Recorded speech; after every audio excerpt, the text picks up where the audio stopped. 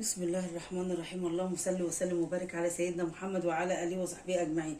كل سنه وانتم طيبين. هنعمل بقى النهارده حاجه جميله جدا، حاجه من ايام الجدود بيعملوها ويفرقوها على الجيران ويبقى طبق طالع وطبق نازل. يوم هنعمل النهارده العاشوره. طبعا احنا معانا قمح اللي هو البليله. انا هوريه لكم. بسم الله الرحمن الرحيم. انا يعني وفرت عليكم ان انا مثلا انقع واغسل وكده. فانا بصوا انا يعني جبته ده، يعني ده ربع كيلو. جبته ونقيته تنقيه كويسه جدا، وبعد كده رحت غسلاه طبعا لان بيبقى طالع منه قش كده ووفار. وبعد كده رحت نقعت حوالي يجي ساعتين او 3. وبعد كده رحت مولعه عليه في الحله زي ما انتم شايفينه كده. ولعت حطيت في الحله وحطيت عليه ميه سخنه. غلي حوالي 5 دقايق كده او 10 دقايق، وبعد كده رحت طافيه عليه. ولعت عليه سبته شويه شرب الميه اللي كانت فيه. لما بصوا بقى عامل ازاي، بقى جميل جدا كده. هنبتدي بقى هنسمي الله كده ونبدا مع بعض. انا هاخد بقى معلقتين من دي احطهم في الخلاط واضربهم وارجعهم تاني في الحله. بسم الله الرحمن الرحيم. بس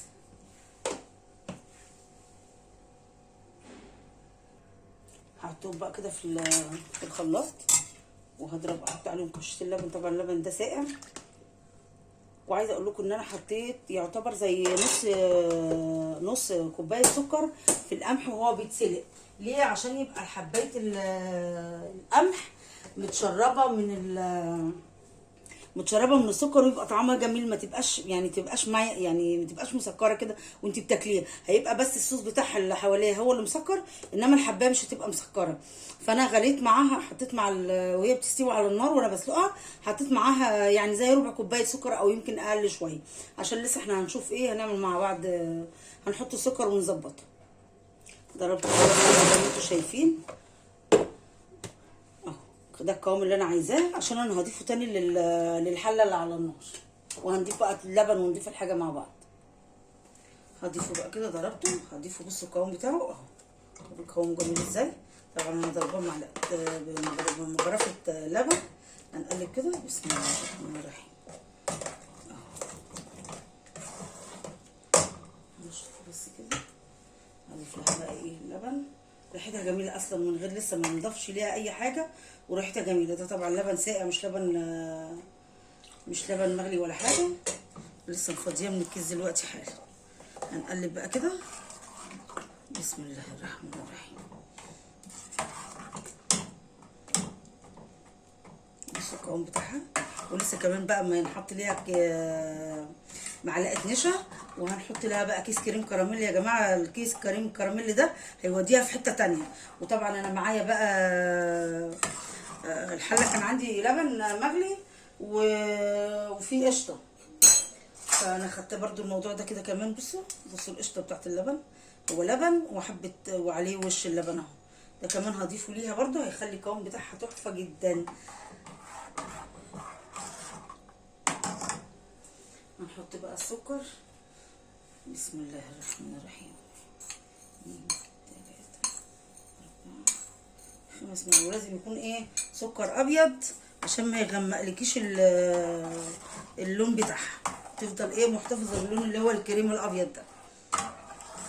نسيبها على النار بقى شويه كده تغلي. وبعد كده هنحط لها بقى النشا والكريم كراميل. بنقلب بقى فيها على النار من وقت للتاني. انا لسه ما حطيتش لها اي اضافات خالص، غير هو ان انا بس حطيت السكر وضربت مغرفتين من القمح بتاع البليله وضفتهم ليه، وضفت لها حبه اللبن. قوامها دلوقتي جميل جدا. معايا بقى نشا. حط معلقتين 2 بس اهي. ادي معلقه وادي التانية، مش كتير. بسم الله. هنحط عليها باكو كريم كراميل. وده بقى يا جماعه مش عايزه اقول لكم بيوديها في حته تانية. يعني باكو كريم كراميل ده بيخليها جميله جدا. بس لما نفتحه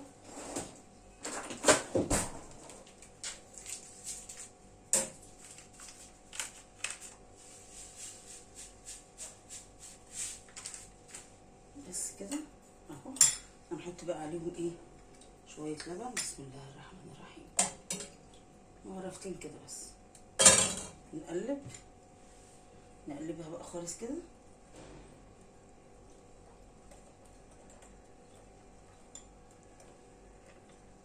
نفضل نقلب فيها كده. بصوا الكريم كراميل ده يا جماعه بيخلي طعمها تحفه تحفه تحفه، مش قادره اقول لكم يعني على الجمال والحلاوه اللي بيبقى فيها كريم كراميل، وعلى العاشوره او على البليله بصفه عامه يعني على البليله او على العاشوره بيبقى جميل جدا. بصوا هي بتغلو عامله ازاي. بصوا قوامها، بصوا القوام بتاعها لسه ما اضفتش لها اي حاجه خالص. بسم الله الرحمن الرحيم. نقلب خالص كده عشان ما يبقاش فيها اي كعكيل فيها او اي تكتلات فيها خالص كده. نقلبها كده خالص. نفضل نقلب فيها كده. بسم الله الرحمن الرحيم.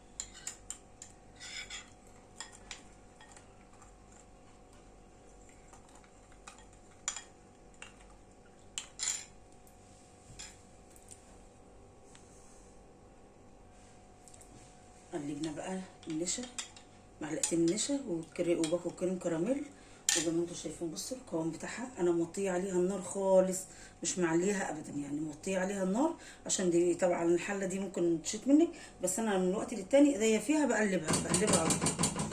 هنحط بقى كده. بسم الله الرحمن الرحيم. وهنقلب برضو على طول. بسم الله.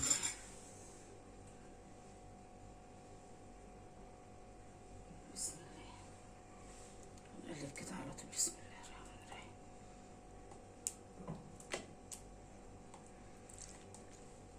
بصوا بقى هفتح ايه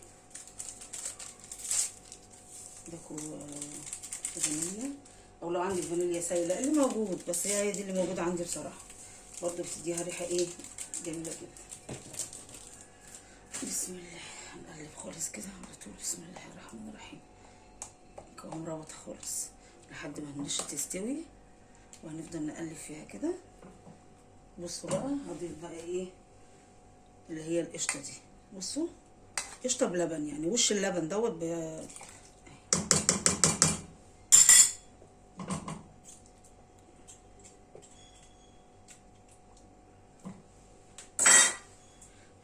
بقى. بسم الله الرحمن الرحيم. بسم الله الرحمن الرحيم. بصوا انا عماله اقلب فيها بقى لحد، بصوا القوام بتاعها بقى عامل ازاي. قوامها بقى كريم وجميل جدا. هندفع عليها بقى وهنغرفها. بسم الله. هنسمي بالله بقى ونغرف. بسم الله الرحمن الرحيم. قوامها يا جماعه جميل، والريحه بتاعتها ولا احلى من كده بصراحه. ريحتها جميله وطعمها جميل جدا. هنغرف بقى. بصوا القوام بتاعها عامل ازاي. بصوا انا وفرت عليكم وقت ان انتوا تتفرجوا على التنقيه وعلى النقع وعلى سليق القمح وكده، فانا وفرت عليكم يعني ايه وقت جامد. فهي طريقتها سهله جدا على فكره.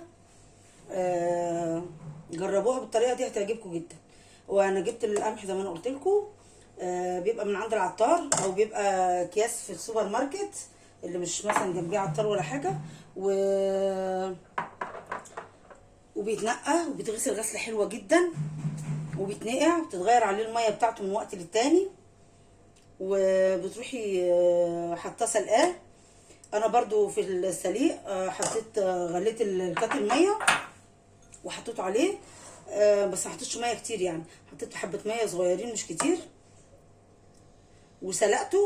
وزي ما انتم شفتوني كده انا كنت مولعه عليه النار، ضفت عليه كل المكونات، بس مش قادره اقول لكم هنا الريحه قلب المكان بصراحه يعني، والطعم بتاعها تحفه جدا. غرفناها وبسم الله ما شاء الله زي ما انتم شايفين، الله اكبر. ده ربع كيلو قمح بتاع اللي هو البليله، عمل ما شاء الله كميه جميله. معانا بقى زبيب، جوز الهند، سوداني، لوز، بندق، مكسرات، شوكولاته، صوص كراميل، ايس كريم. ممكن تضيفوا على ايس كريم هتبقى جميله جدا.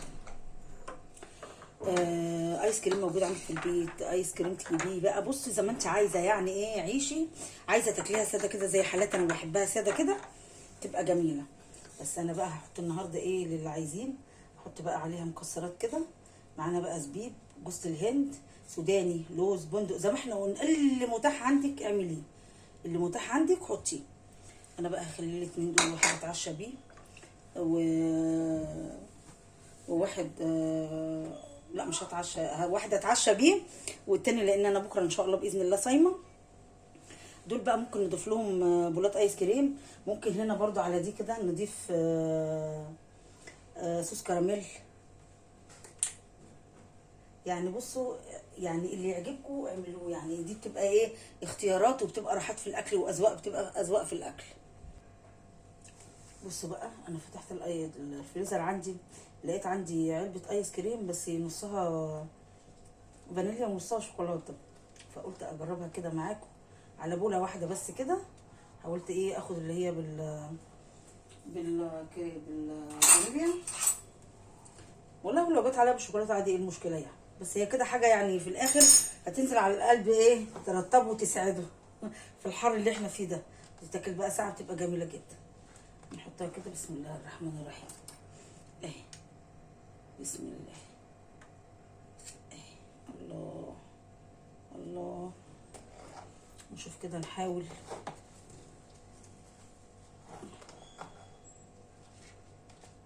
ده كمان اهي، بس كفايه واحده عشان معظم البتاع عندي بالشوكولاته. ننزل بقى عليها بصوص كراميل كده، بسم الله الرحمن الرحيم.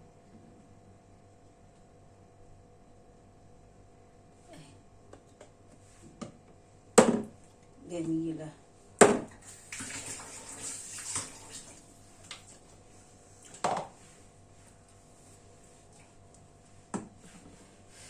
بسم الله.